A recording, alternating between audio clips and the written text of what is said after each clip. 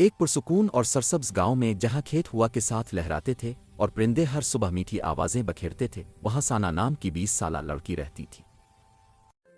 वो अपने छोटे मगर निहायत साफ सुथरे सफेद घर में अकेली रहती थी।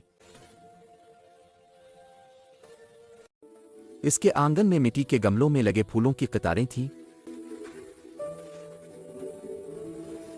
और उसकी किचन से हमेशा ताज़ा पक्के खाने की खुशबू आती थी।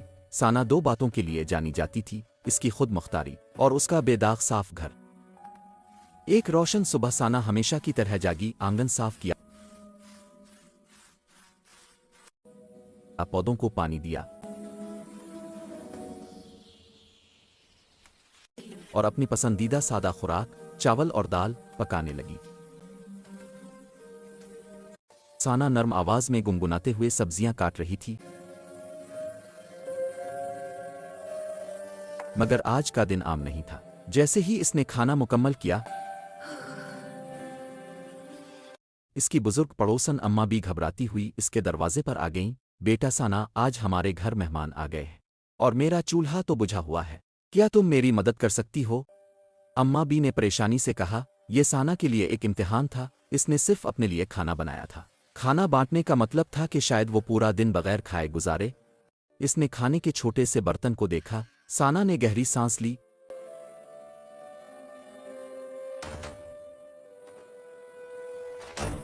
और मुस्करा दी। अम्मा भी चलीं, हम मिलकर कुछ बना लेते हैं। वो फौरन अपने छोटे से बागीचे से सब्जियां ले आई,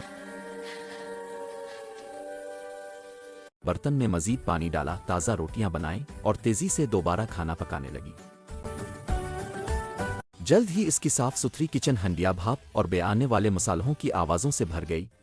इम्तिहान इस वक्त और मुश्किल हो गया जब ईंधन कम पड़ गया।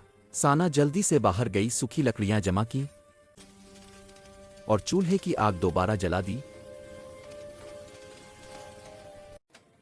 एक लंबे और थका देने वाले घंटे के बाद खाना बिलाखिर तैयार हो गया, गर्म, मजेदार और काफी मिकदार में।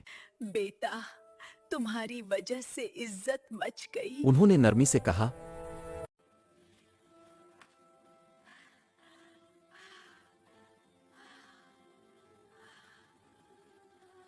साना थकी हुई मगर खुशी से मुस्कुरा दी। वो जानती थी कि इसने अपना ज्यादा खाना, वक्त और मेहनत दे दी थी, मगर दिल को सुकून मिल रहा था।